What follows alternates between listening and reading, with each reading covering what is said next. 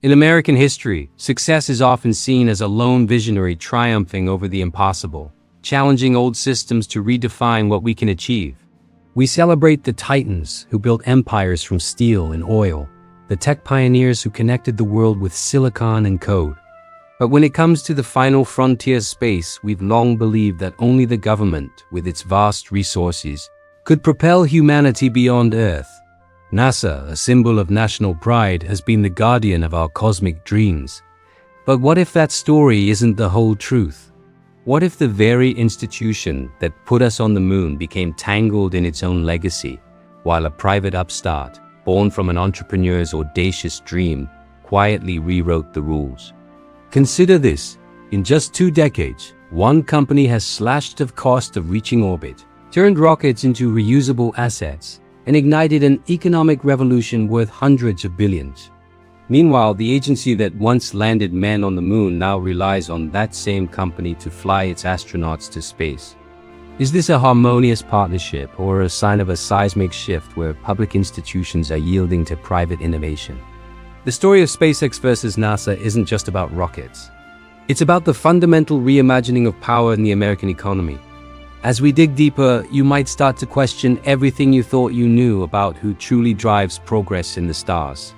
To understand this story, we have to go back to the turn of the millennium. The space industry was stuck in the shadow of its Cold War glory. NASA's iconic Space Shuttle fleet was plagued by high costs and safety concerns. The International Space Station had just welcomed its first crew, a symbol of international cooperation. But underneath, cracks were forming. NASA's budget had shrunk from 4% of federal spending during the Apollo years to less than 0.5%. The agency was stuck, dependent on old-school aerospace giants like Boeing and Lockheed Martin, where cost overruns were the norm. This was the scene in 2002 when Elon Musk, fresh from selling PayPal, founded SpaceX. His vision was radical: make space travel cheap enough to colonize Mars. Unlike NASA's government-funded model, SpaceX operated like a Silicon Valley startup, fast, risk-tolerant, and obsessed with cutting costs. The timing was perfect. New technologies in materials and computing made reusable rockets possible, an idea NASA had experimented with but never fully realized. At the same time, NASA started a program called Commercial Orbital Transportation Services, or COTS, opening the door for private companies to resupply the ISS. This created the perfect opportunity for a disruptor. SpaceX could challenge NASA not by fighting it, but by proving it could do the job faster and cheaper. Still, the path was uncertain. After the shuttle retired in 2011, NASA had to rely on Russian Soyuz rockets, paying up to $80 million per seat. And in the beginning, most industry veterans thought Musk's ambitions were a joke. The rivalry really began in a warehouse in California. In 2002, Elon Musk put $100 million of his own money into SpaceX. Their first project, the Falcon 1 rocket, was designed to be a low-cost launcher. But the early days were brutal. The first 3 Falcon 1 launches, from 2006 to 2008, all ended in fiery explosions. With each failure, SpaceX bled money and was on the verge of bankruptcy. Musk later said a 4th failure would have been the end. Meanwhile, NASA was dealing with the tragic Columbia disaster in 2003. President Bush called for a return to the moon, but without the funding, it was just a dream. SpaceX's big break came on September 28, 2008. The 4th Falcon 1 launch was a success, making it the first privately developed liquid fuel rocket to reach orbit. This victory secured a $1.6 billion NASA contract to deliver cargo to the ISS. That money saved the company. The cause was Musk's relentless focus on learning from failure. The effect was that SpaceX went from a fringe player to a credible partner. From there, SpaceX's rise was meteoric. In 2012, their Dragon capsule became the first private spacecraft to dock with the ISS. But the real game changer was reusability. In December 2015, a Falcon 9 first stage landed vertically back on Earth after a launch, a feat many thought was impossible. The cause was advanced guidance systems, perfected through countless tests. The effect? Launch costs plummeted, and commercial clients flocked to SpaceX. Public perception shifted. SpaceX's live-streamed launches became global events, a stark contrast to NASA's more formal approach.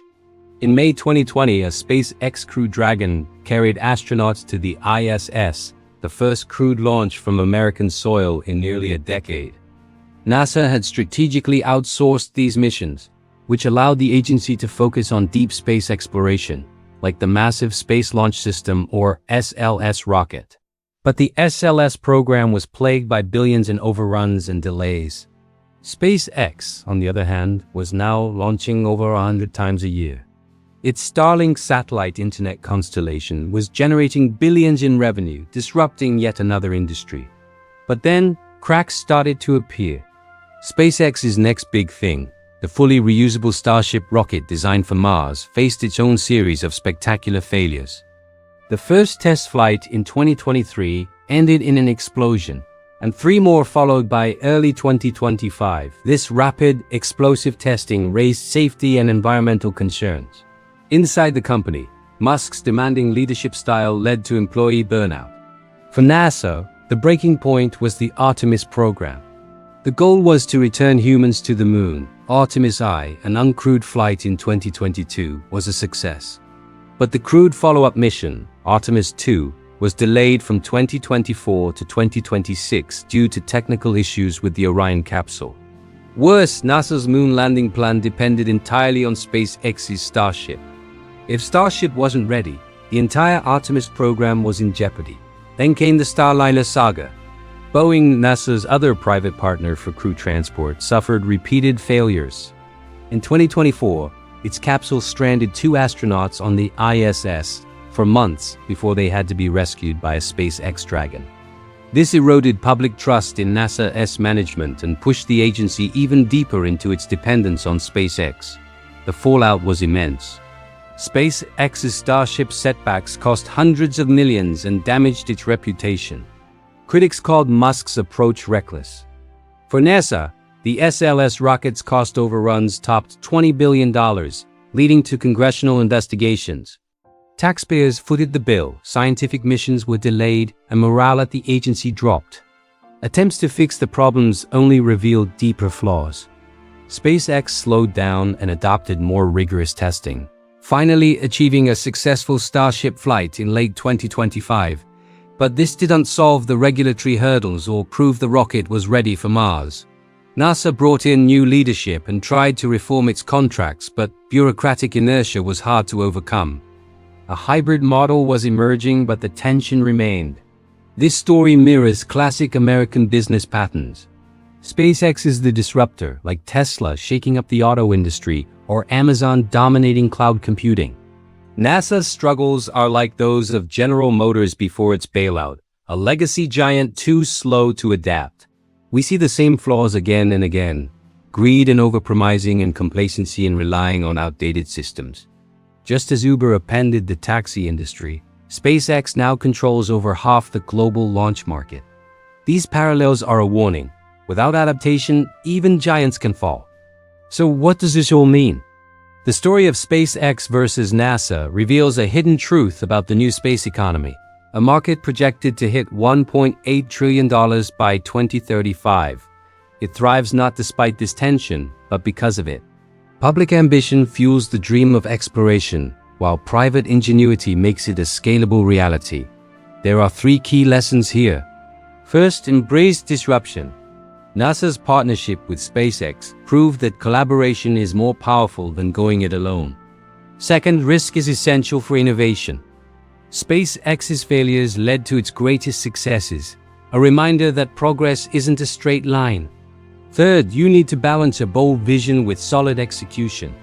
Relying too much on bureaucracy or a single charismatic leader leads to delays and crises. This story matters more than ever as other nations, like China, advance their own space programs and challenge American leadership. Will we learn from our past, or will complacency let us lose our edge in the final frontier? It leaves us with a final, unanswered question. What happens when Mars becomes the next great economic prize, reshaping power here on Earth? If this journey through business history and cosmic ambition sparked your curiosity, make sure to subscribe for more deep dives. And let me know in the comments, What do you think this rivalry will look like by 2030? Thanks for watching.